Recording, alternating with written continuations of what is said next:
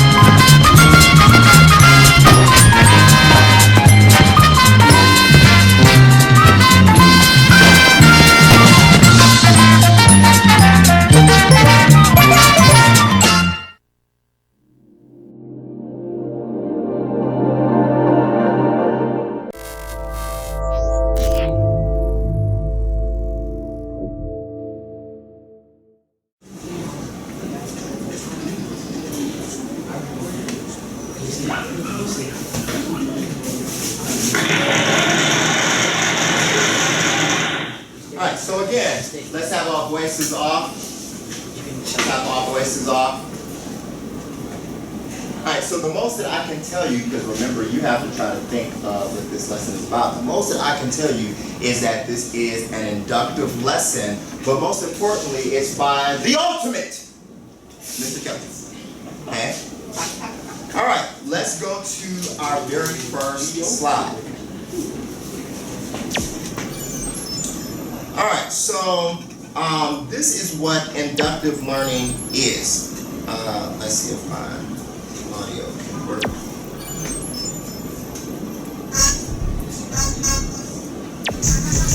Alright, so inductive teaching occurs when the teacher provides data, which I will be providing you with information that can be considered data, or experiences from which students can draw conclusions. So I'll be giving you data and experiences, and I'm going to expect that you draw conclusions from it. That conclusion should be, what is this lesson about? Okay? Much of the learning that occurs in daily life is inductive, which means that we learn most concepts through experience with examples rather than through direct teaching. So in regular life, we don't have anyone to hold us by the hand and explain every single thing to us. We experience them through our own encounter with just information. And sometimes we guess the wrong thing is going on, and sometimes we're correct in what we assume is going on. Okay? Individuals construct meaning best when they interact with new information in real contexts and use it in meaningful ways. So this is the best way to learn when you and your brain go toe-to-toe with different examples to try to figure out what it is. Okay, this is better than the teacher just telling you what the concept is and what it means and how to do it. Okay, so this is an inductive teaching.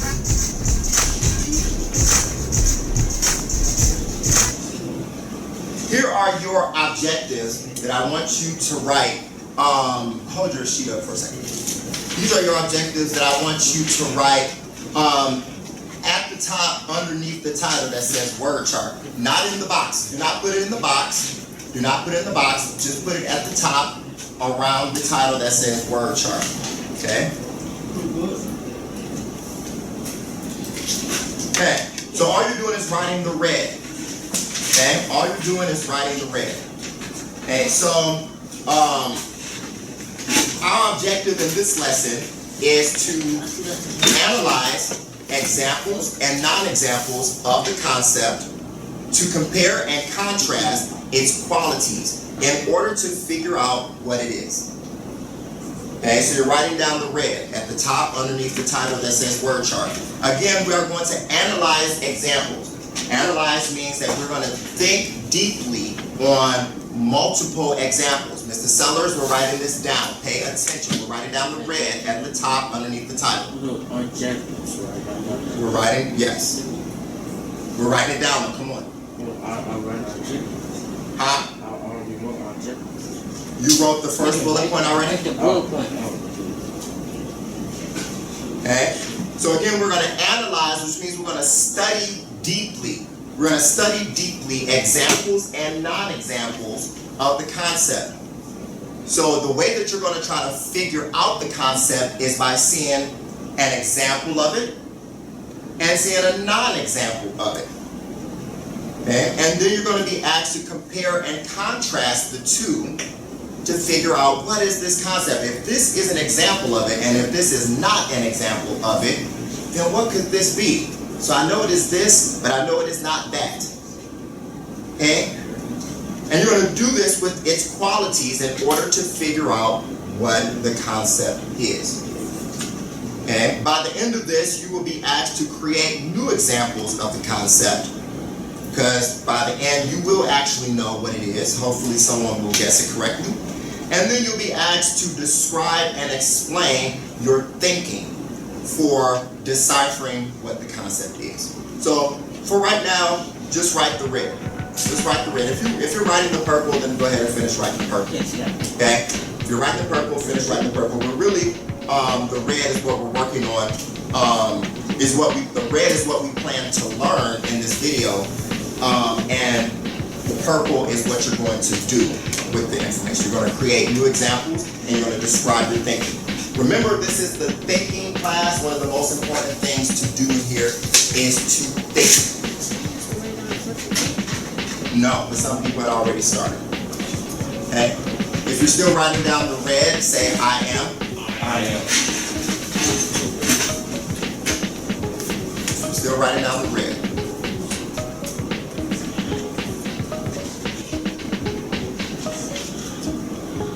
Seconds.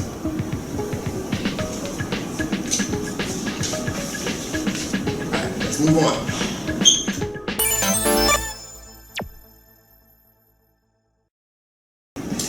Now, on this screen, I'm going to provide you with the examples and then the non-examples of the concept.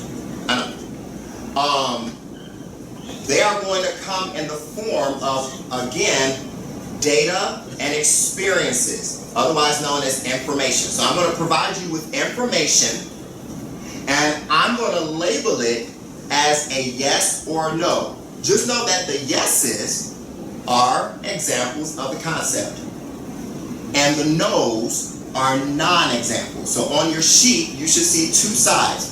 On the left-hand side of your sheet, Marcus, on the left-hand side of your sheet, Mr. Clay, you should see the actual examples, and it should be 3 boxes or 4 that are labeled examples. If you see those 3 boxes on top of each other labeled examples, say I see. I see. I see. On the opposite side, on the right hand side, you should see about 3 or 4 boxes labeled non-examples. If you see those 3 or 4 boxes on top of each other named non-examples, say I see also. I see also. Great.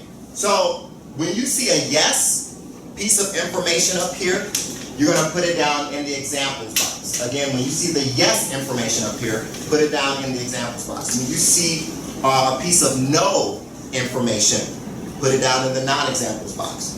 What goes in the examples box? Yes. The yes information. What goes in the non-examples box? The no information. Great. Okay, here we go. Okay. The first piece of information that is considered a no, this is going to go on the right-hand side. Remember to write small and get as much information down as you can. Okay? Rock star Pat Benatar made the iconic song, "Love is a Battlefield."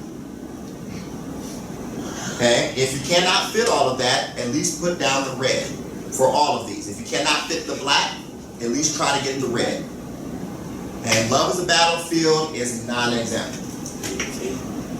So again, when writing these down, the most important part is to get down what's in red. If you write small enough to be able to get all of it down, great. But if you can't get anything else, just write the red. And this goes in one of your non-example boxes. Love is a battlefield is not an example of the concept. Next. Next one. Okay. In Be My Valentine by J. Ronquilles, he says, I respect you. Remember, we're only writing down the red. If you can fit the black, fine. If you can only fit the red, then the most important part is the red. I respect you like classic poetry, A Midsummer Night's Dream, referring to William Shakespeare. And this is an example of the concept. This goes in one of your yes boxes. This goes in one of your yes boxes. I respect you like classic poetry, A Midsummer Night's Dream, referring to William Shakespeare. This goes into one of your, yes, we're right. I wrote it wrong. You did not write down the second. I wrote it wrong. Pardon? I put it in the wrong box. You stand up on the top. You can't see? Come up here.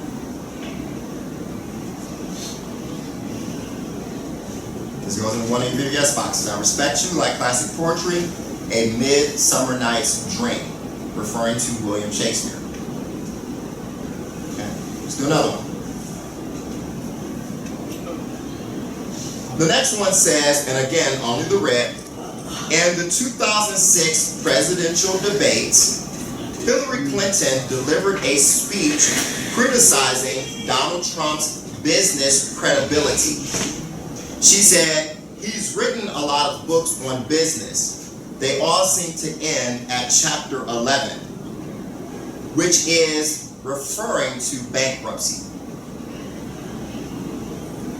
So again, in the 2006 presidential debates, Hillary Clinton, which was one of the Democratic female running candidates,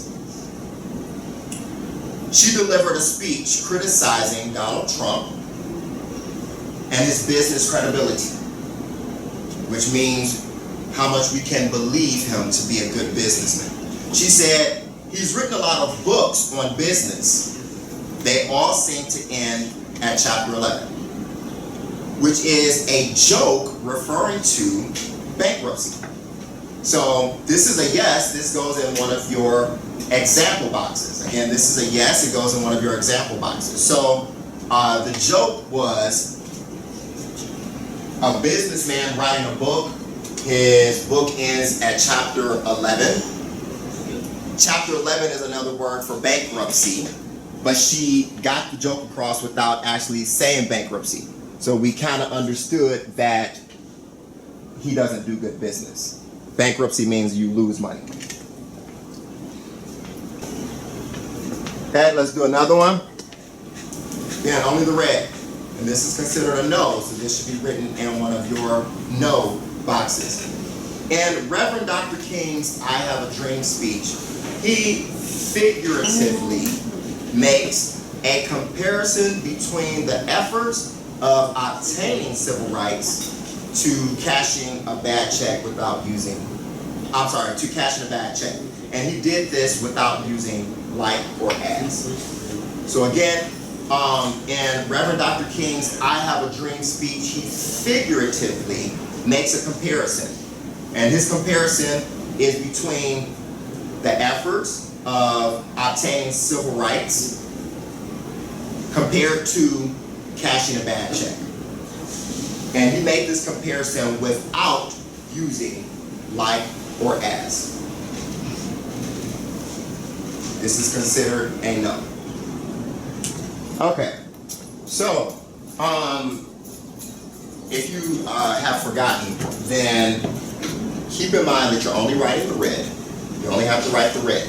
And the no's go in the non-example boxes, and then the yeses go in the example boxes. Again, we're only writing the red. Only the red is being written. And You still have to write small though, because it's still a decent amount. But the no's go in the non-example boxes, and the yeses go in the example boxes. Okay, and the yeses are examples of the concept. Okay, these are examples of the concept which I want you to try to figure out. The no's are not examples.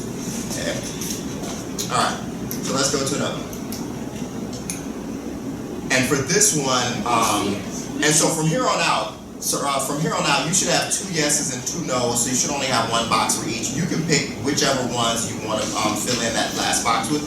You don't have to write this one, or you don't have to write the next couple of ones, because there's still a decent amount to go. So you pick whichever one you want to pick. Okay, but for this one, since there's that red strip at the bottom, I underlined the portion that you would write down.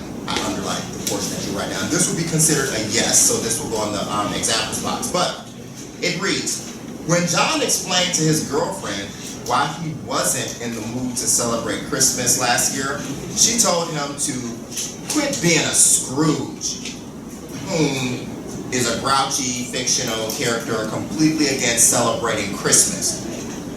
Okay, so John and his girlfriend were obviously having a conversation, and he obviously was not in the mood to celebrate the Christmas holiday the previous year, and his girlfriend told him to quit being Scrooge, which Scrooge is this character who is grouchy and completely against Christmas. But she didn't have to tell him to quit being grouchy and completely against Christmas for him to know. All she had to say was Scrooge, and he understood because of the famous persona of Scrooge that it was basically calling him grouchy and completely against celebrating. Okay? So this is an example of the concept of this lesson, which, again, we're going to try to figure out. Let's do another one. Okay, again, it's up to you which ones you want to fill in those last boxes with. In her class speech on embracing change, Sarah quoted Albert Einstein's definition of insanity. This is not an example. And again, we're only writing the red. In her class speech on embracing change, Sarah quoted Albert Einstein's definition of insanity. This is not an example of the concept. And not that it matters, but Albert Einstein's definition of insanity, it really doesn't relate to this lesson at all. But his definition of insanity is doing the same thing over and over again, but then expecting different results. So it's like, you tried it 30 different times and it just did not come up with the outcome that you were expecting. So are you going to really try it another 30 different times? Because if you do, that's considered insane to Albert Einstein. But again, that has nothing to do with this lesson. Okay, let's go to another one. Beyonce makes a direct reference to Monica Lewinsky and her song entitled Partition. This is an example of the concept. This would go in the examples box, only the red, of course. Beyonce makes a direct reference to Monica Lewinsky in her song entitled Partition. This is an example of the concept. It goes in one of your yeses boxes. Now, who's ever heard of Monica Lewinsky? Monica Lewinsky. Okay, good. I'm not surprised that you've never heard of Monica Lewinsky because this situation is so far dated that your parents would have been little kids when it happened, because I was just a little kid. So back in the 90s, when President Bill Clinton, who remembers, I'm sorry, not remember because you weren't born, who knows who former President Bill Clinton is? 1, 2, 3, 4, 5. Only 5 people know who former President Bill Clinton is? Okay, 6. All right. So 6 people know who former President Bill Clinton is. He's the husband to Hillary Clinton. Who knows who Hillary Clinton is? Okay, more hands. Okay, good. So he's the husband to Hillary Clinton. She was running for president against Donald Trump, but her husband had already been president back in the 90s for 2 different terms, and he was known for being very popular with the black culture because he was a Democrat, and most black people are a part of the Democratic Party. And so he put a lot of things into law that benefited the urban community and African American and minority people in this country. But what really made Bill Clinton just astronomically famous is this one incident that he did that caused him to be impeached. Now, to be impeached means to be voted to be removed from the office of president. But you have to have that vote from the House of Representatives and from the Senate in order to do it. And even though he achieved the vote from the Senate, I believe it was the House of Representatives that he just did not get enough votes from to be impeached, which did not remove him from the office of president.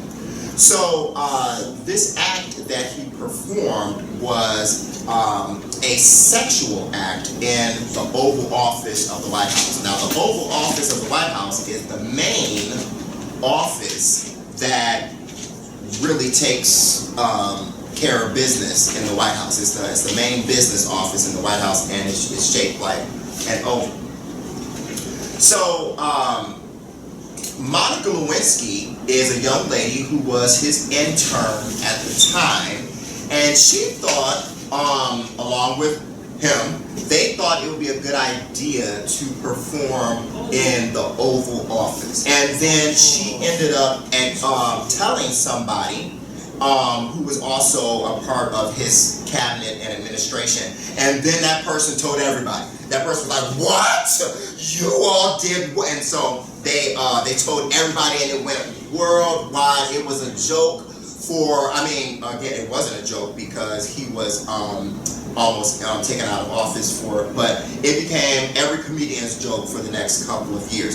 So when Beyonce made a reference to it in her song, I didn't want to put the lyrics in here, and so we get what she's saying when she says that just by using the word Monica Lewinsky. Okay, but if you weren't born in that era and you don't know who she is, then you wouldn't have understood that reference. But those of us who knows about that particular incident in American history, we do know what Beyonce is referring to.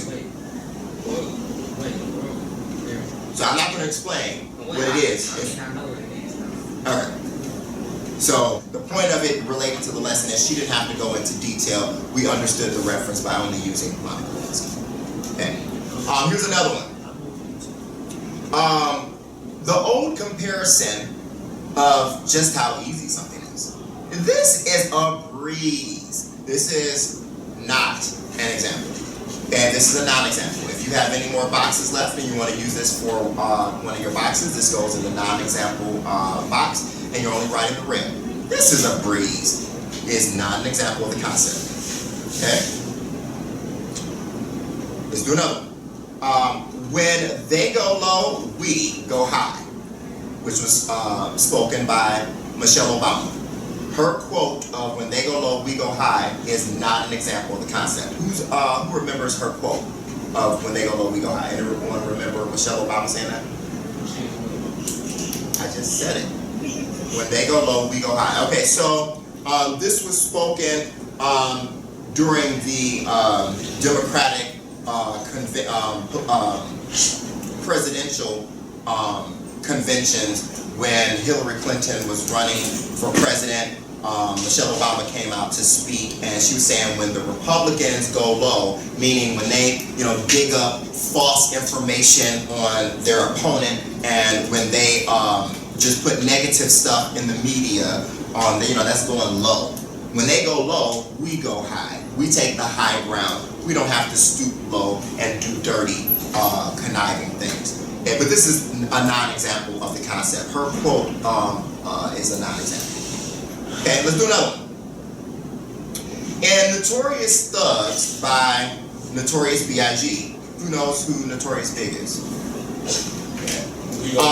And Bone Thugs and Harmony, who knows who Bone Thugs and Harmony is? couple of those.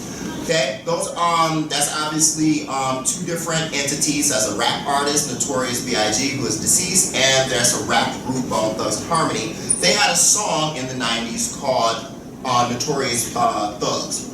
And in that song, one of the members of Bone Thugs and Harmony, named Busy Bone, he says, "Beg my pardon to Martin, baby, we ain't marching, we shooting."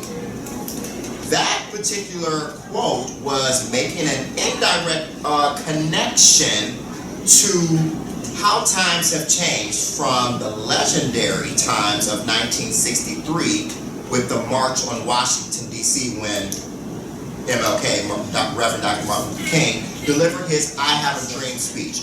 This is an example of the concept. This is an example, so this would go in one of your yeses boxes if you saved it for something, okay? This is an example, and you would only be writing the red. But again, Busy Bone from Bone Thugs and Harmony saying, "Beg my pardon to Martin, baby, we ain't marching, we shooting." We know that when, because we know about the March on Washington, which was an event where a lot of African Americans went to Washington, D.C. to witness the iconic Reverend Dr. Martin Luther King give a speech. We know that this is Martin Luther King because that's what Martin was all about doing. He was all about marching. Okay, so we know that this isn't Martin, you know, like the show Martin. We know it's not Martin Lawrence because when he says marching, and when he says beg my pardon, you would beg your pardon to someone like Reverend Dr. Martin Luther King because he's an iconic person of the civil rights movement, and he's considered our elder and ancestor, okay, who fought for the culture. So, but he didn't have to say that he was referring to the March on Washington, D.C. in 1963 when Martin Luther King Jr. gave his "I Have." He didn't have to say that for us to understand that that's who he's referencing to. Okay, and he's saying we ain't marching anymore. Unfortunately, what we're doing is shooting. Okay, so this is an example of the concept. And just some side information: Reverend Dr. Martin Luther King Jr. Delivered his "I Have a Dream" speech in Detroit first, and then he delivered it in Washington, D.C. Well, he made it here. Yes, he delivered it here. And the march was done here first, and then they did a replica of it. It was like the test trial of it was done here. All right, one last one. This is the last one. Huh? I can't hear you. I did. I read the whole thing. You took a break from paying attention for a second. All right, here's one last one. And this one is a video clip. Huh? I know, because I'm switching to the internet. This one is a video clip that I'm going to show you. It's very short, just a couple of seconds long. All right, how many people have ever seen an episode of Family Guy? All right, so this is a clip from the sitcom entitled Family Guy. So let me know if you know what this one is. Hang on, I'm coming down. Go, Gadget, Steve! Suzanne, we have to talk. Okay. Someone has made contact with me. Someone from my past. And, well, long story short, go Guatemalan son. Okay, so what was that a reference to? Anyone know? So there in the 80s there was this very popular cartoon named Inspector Gadget. If ever you've seen on my TV screen back there, I've played multiple episodes on it, but the guy looks just like this. Anyone ever seen the movie or the cartoon Inspector Gadget? Okay, a couple of people. So it was a really very popular. You can still find all the episodes on YouTube. It's very entertaining. But anyways, it was this cop who was bionic. So he was like half man, half machine. And so he could call upon all of these different gizmos and gadgets just by saying, go, go. And so when Peter from Family Guy is on the stairs here, he's referencing when Inspector Gadget would say, go, go, Gadget skis. And then out of his shoes would come these, skis that, you would ski with. And so he stupidly assumed that that's what would come out of his shoes, but that's not what happened.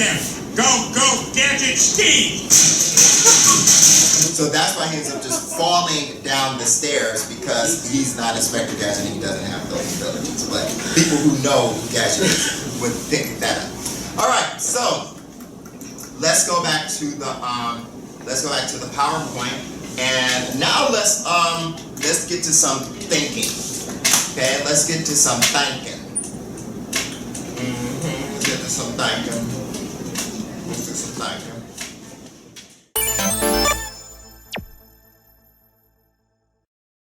Now I want you to do the following. I want you to, let's have all eyes up here. If you hear my voice, clap twice.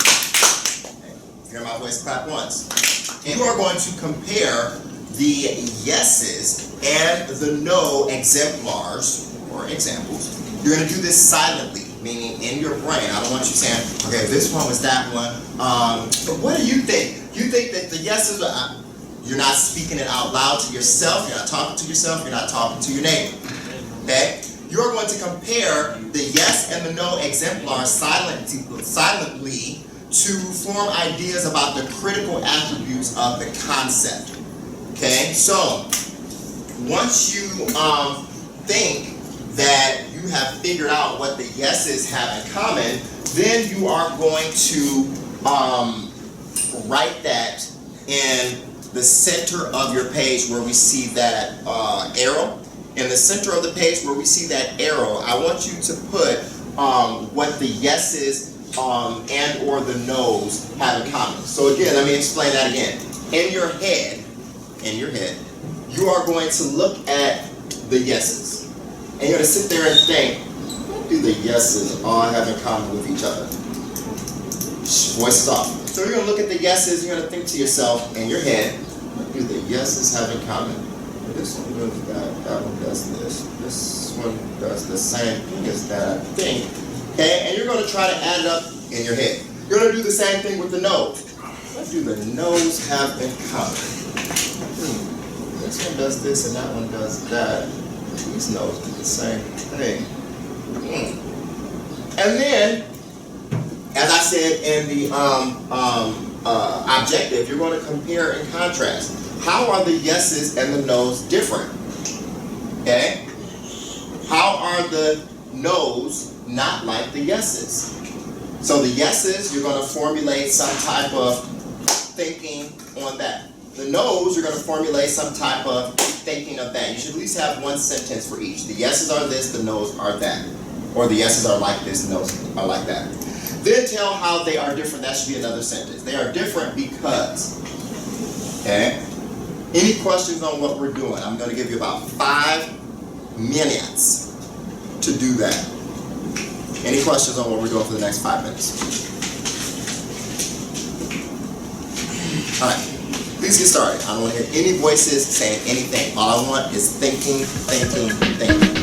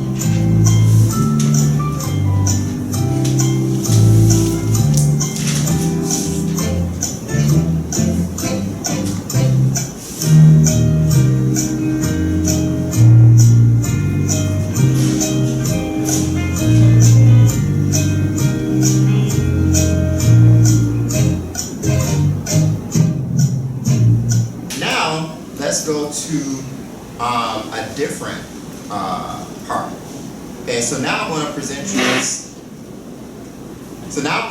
you with some examples, and based on your definition of what a yes is and what a no is, I want you to try to label these at the ones that I present. So I'm going to present new examples, and I want you to see if they match your definition of a yes, or if they match your definition of a no. Okay? So on your paper, where it says context at the bottom, I want you to number these there, and then just put a yes or a no.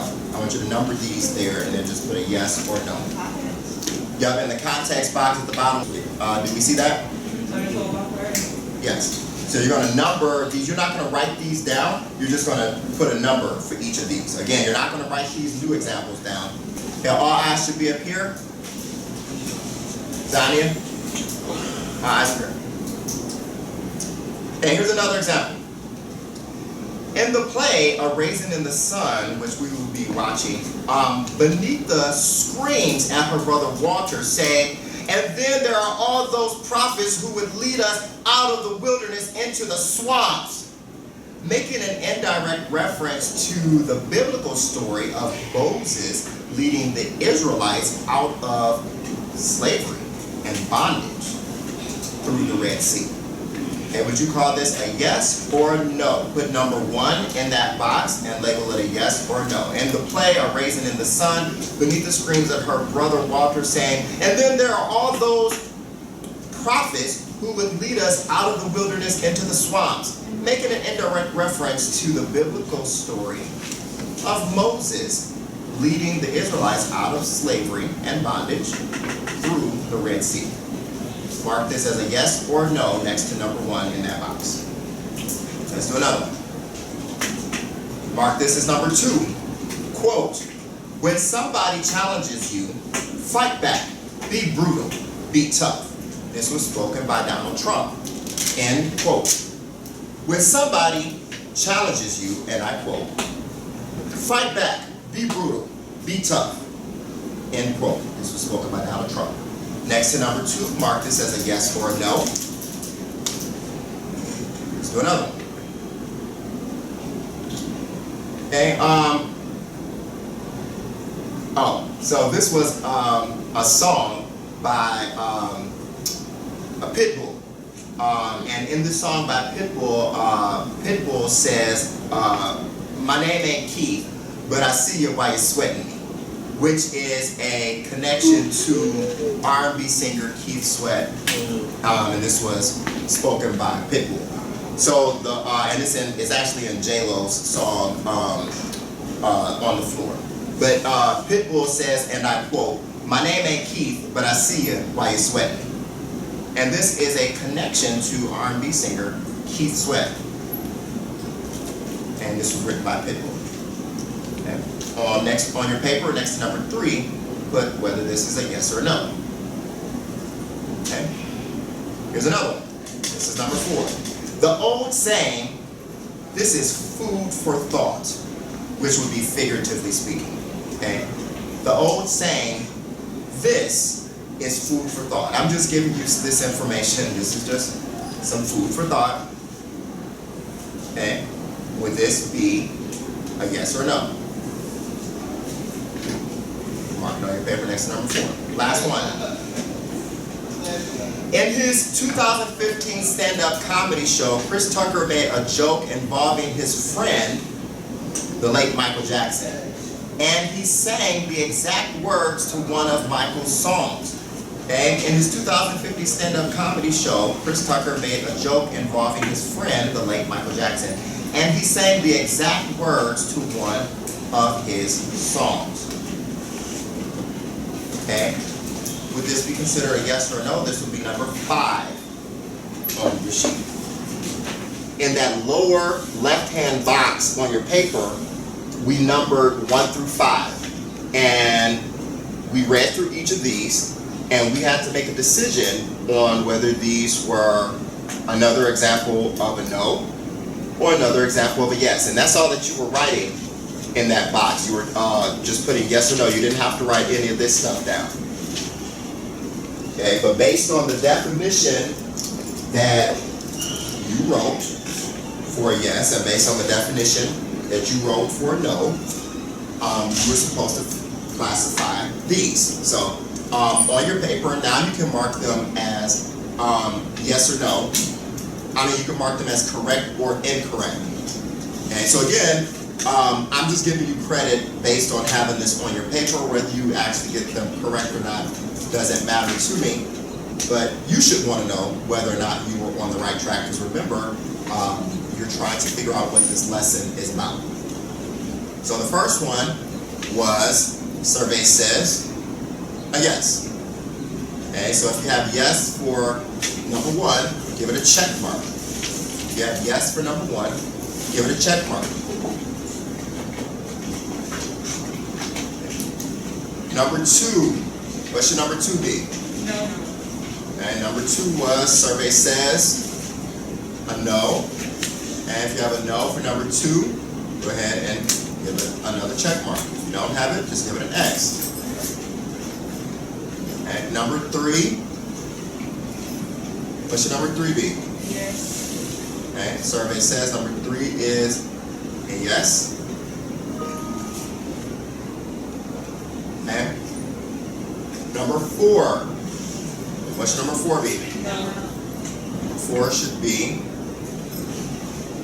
a no. Okay, and then number five? No. Okay, some are torn on number five. So number five, survey says, is a no. Number five is a no. Okay, so give yourself a check or an X according to how you mark these on your paper. And so now, let's get to what this lesson has actually been about. Okay, let's get to the concept and the definition.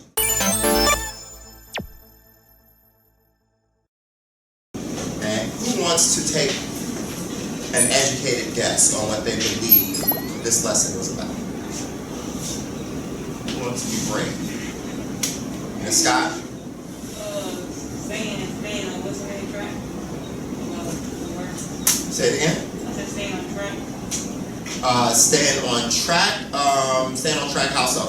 Like not even knowing exactly what you're trying to talk about instead of like drifting off. Okay, knowing exactly what you're talking about instead of drifting off. Anyone else? What do you think? What do you think this lesson was about? Any other brave people?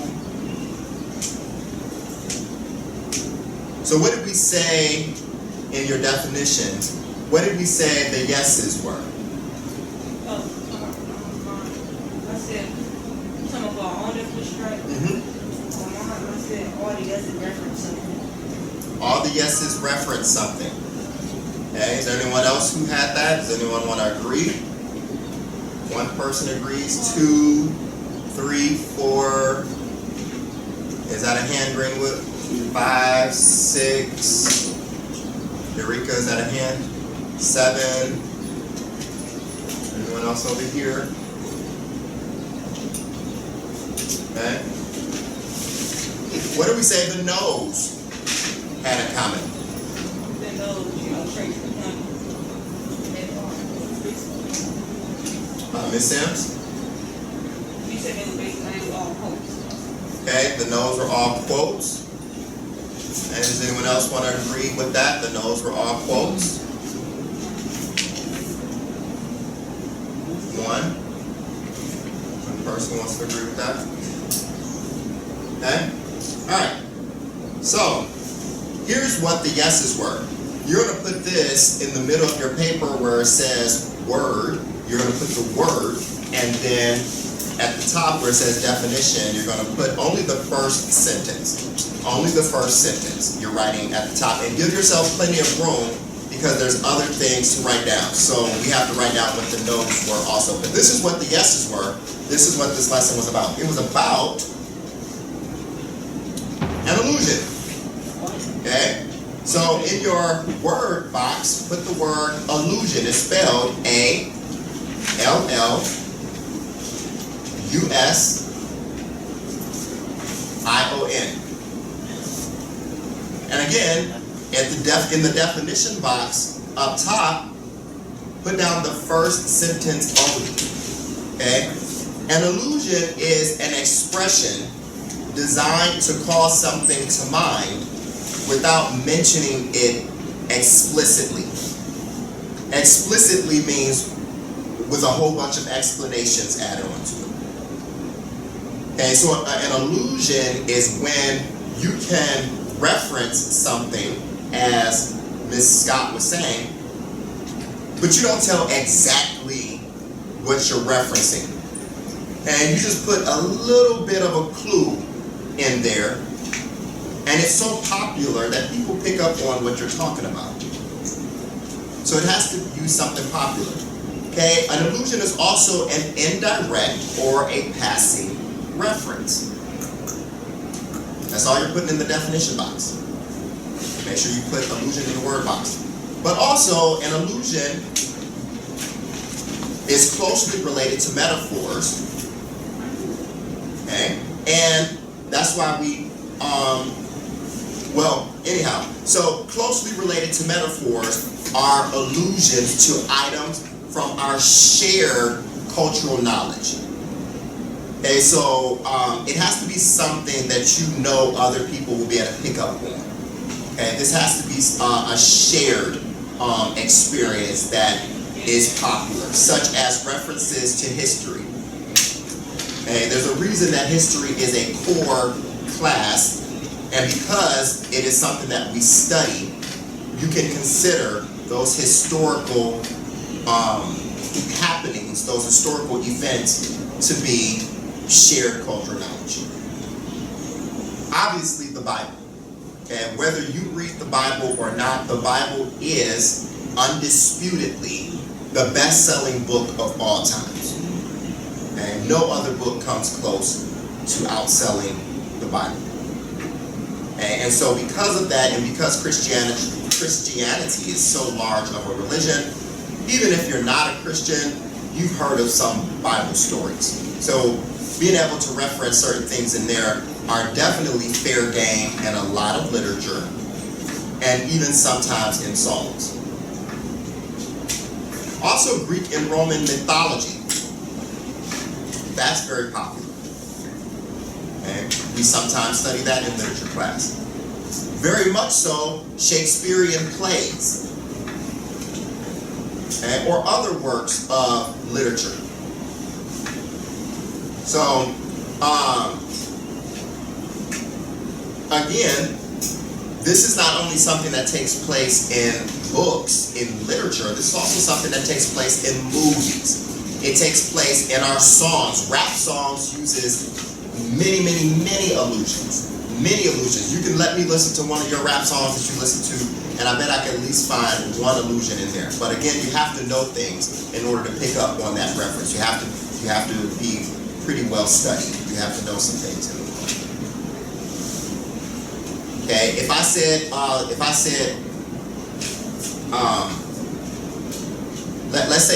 let's say somebody walked up to me, one of you walked up to me and you punched me in the shoulder. And in response I said, "You told Harpo to beat me." What am I talking about? The color purple. Okay, very popular movie and book in American culture. Okay, but also you can use elements of pop culture, such as television programs, just like we saw in Family Guy, referencing another television program called Inspector Gadget. Again, you're going to find it in films, comic books, songs, or just national advertising. Okay? So here's what the no's were. So that's what the yeses were. And this is something that you can do with your story when you're revising it. So obviously when you read your story to me, I'm going to tell you how I want you to spruce it up. But you might decide to do certain things with it to make it more grade level appropriate, so it don't sound so elementary school. You might want to throw some subtle references in there, some allusions in there that you know people are going to pick up on. Okay? Or you might want to throw some of the following in there. This is what some of the no's were. Some of the no's were, drum roll please, it was a metaphor. Some of the no's were a metaphor. So put this in the word box also. Put metaphor. And then go up to the definition of metaphor, and I'll let you know what to put in the definition box. Don't put anything in the definition box yet. I'll let you know what to put in the definition box. In the word box, put metaphor. But a metaphor is a figure of speech in which a term or phrase is applied to something to which it is not literally applicable, meaning it doesn't exactly apply. And you do this applying of such a thing in order to suggest a resemblance between the two. Okay? So again, a metaphor is a figure of speech, which means it's not literal, in which a term or phrase is applied to something in which it is not literally applicable in order to suggest a resemblance between the two. Resemblance meaning that they're similar. They resemble one another. As in the phrase, a mighty fortress is our God. Now, the reason that this is figurative language is because a mighty fortress is not literally God. God is not literally a mighty fortress, but it's saying that a mighty fortress is like God. So it's comparing a mighty fortress to what? God. God. Okay? And it accomplished this without using like or as. This is what a metaphor is. A metaphor is a comparison between two or more things without using like or as. So, which takes us to what you're going to put on your paper in the definition part. Go down here to the line number 4, and you're going to put comparison between two or more things. Right here, on the line number 4 of the metaphor definition. Yeah. So you're going to write this down. Comparison. This is the 4th line. So that's where I'm at. Comparison between two or more things.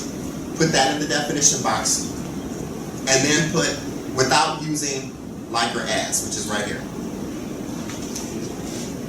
Okay, so a metaphor is also an implied comparison between two or more things in which a word or phrase that ordinarily means one thing is applied to another thing in order to suggest a likeness between the two.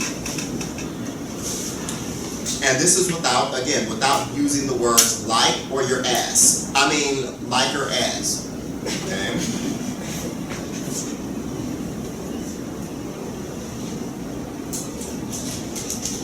Now, the opposite of a metaphor is a simple. It's a lie. What'd you say?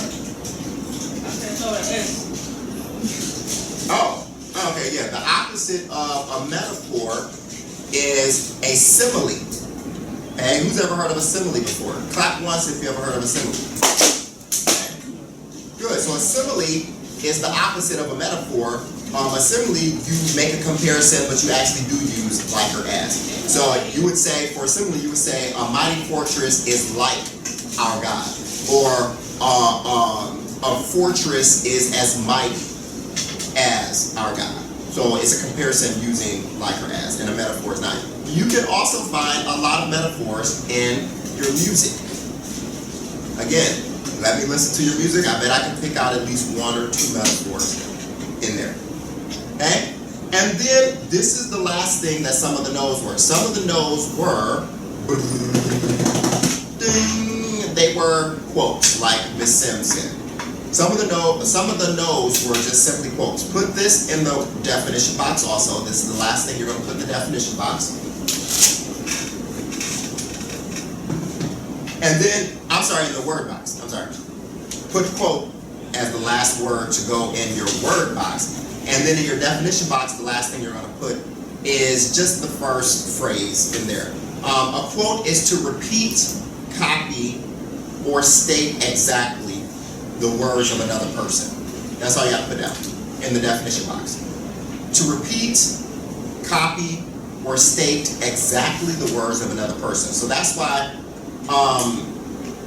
every time you saw a quote in the PowerPoint, I put who spoke it. Okay, you have to, whenever you're going to use someone's exact words, you have to tell who said them. Otherwise, that's considered plagiarism, and plagiarism is illegal. Plagiarism will get you kicked out of school, and it will get you sued if you do it artistically. So if you make music and you use someone's beat without their permission, you will get sued. Okay? If you use their lyrics without their permission, you will be sued. If you use someone else's words without their permission in like an essay in college, you will be kicked out.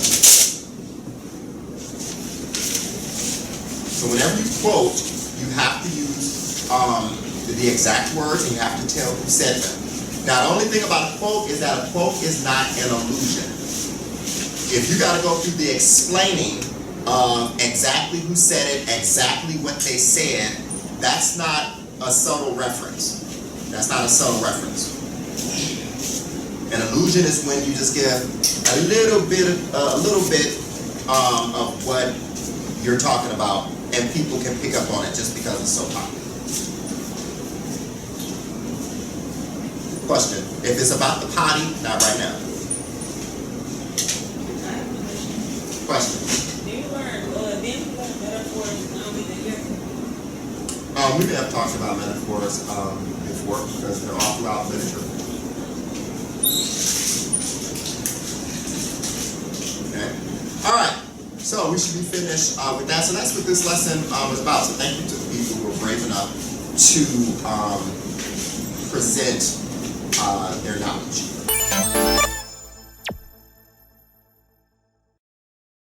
All right. Let's go to the next part. This is the last part.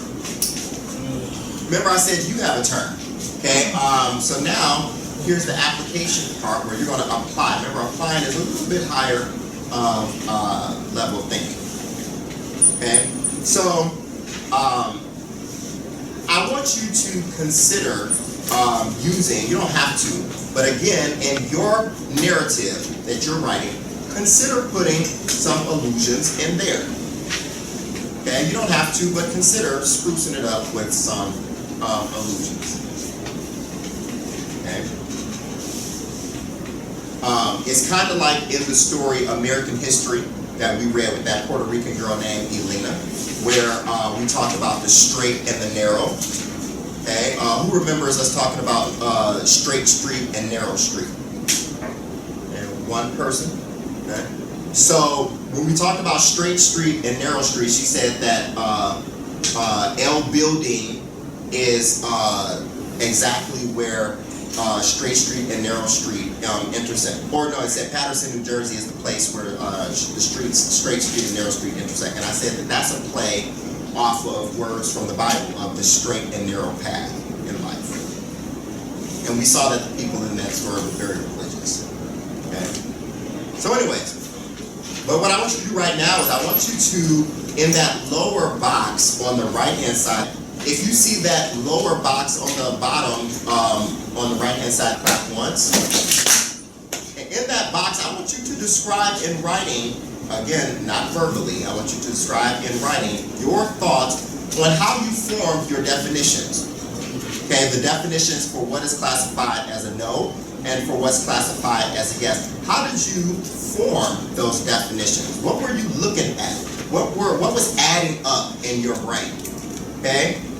And also the way that we went over labeling that second part of examples that I didn't already have as a yes or a no. Okay? And you had to test your knowledge on those.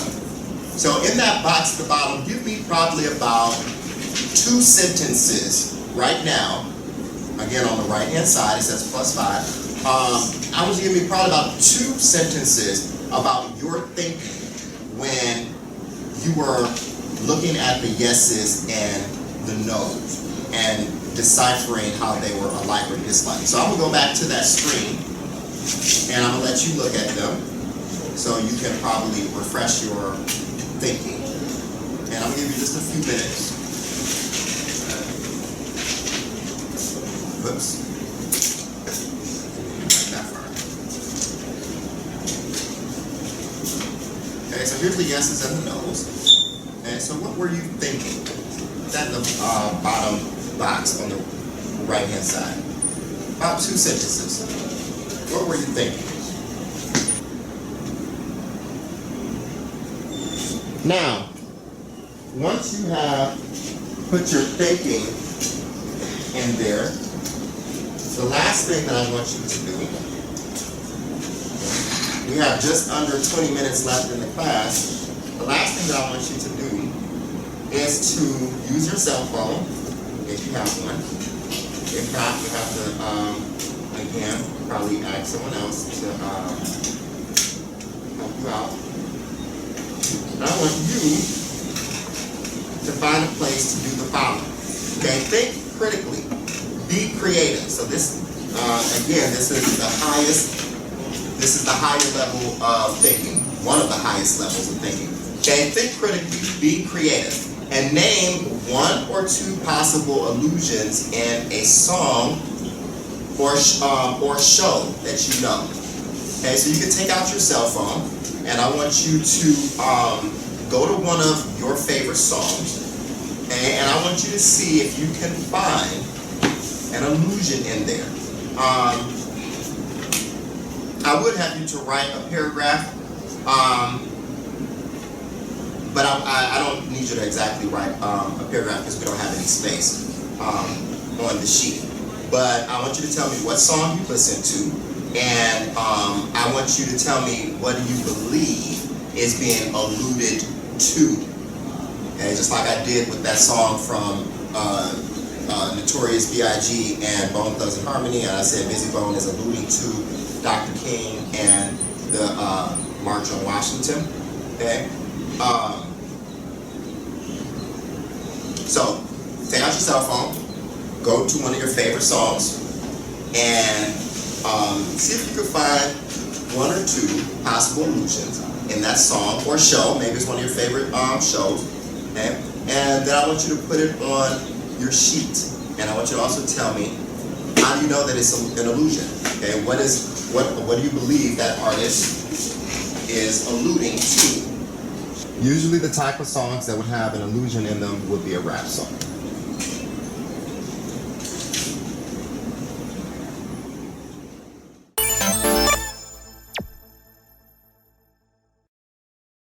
You ready?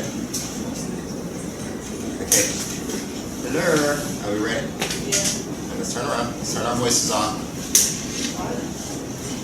So go ahead and turn off your songs. Go ahead and turn off your song. Let's have all eyes up here.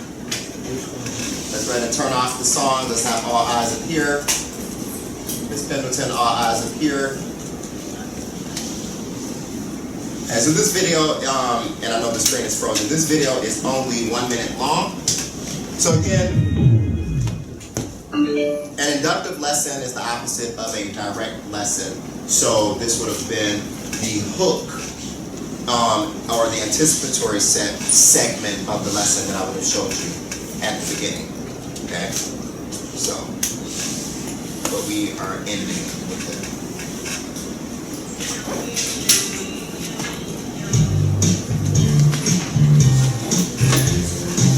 Sometimes my dog is Dr. Jekyll, but other times he is Mr. Hyde.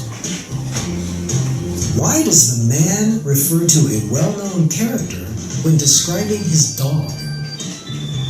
You remember the story of Dr. Jekyll and Mr. Hyde, right? Dr. Jekyll is kind and friendly, but sometimes he turns into Mr. Hyde, who is violent and evil. By referring to Dr. Jekyll and Mr. Hyde, the man can quickly illustrate his dog's personality.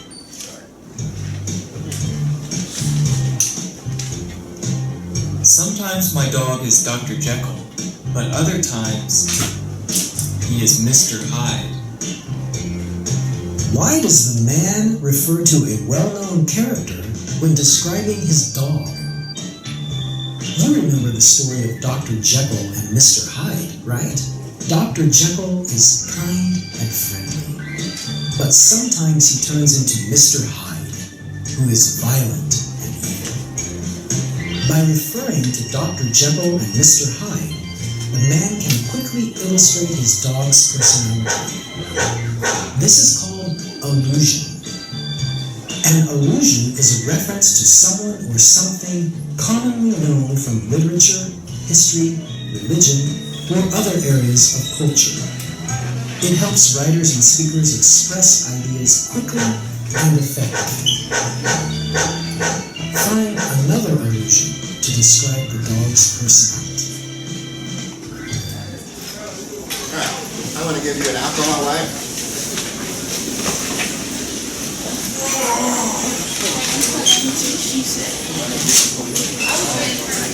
Oops, I'm sorry. Who's buying it? I don't know. I'll set you up. I don't know. We go with Pass it to Simile. Then eat it.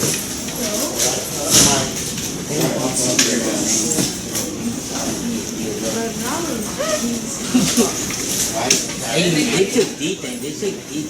They came with better than crushing in the car.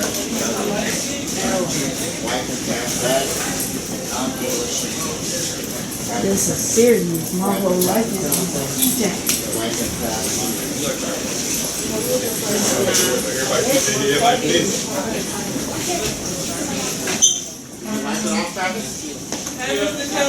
Good afternoon. Good morning. You didn't get your co-worker.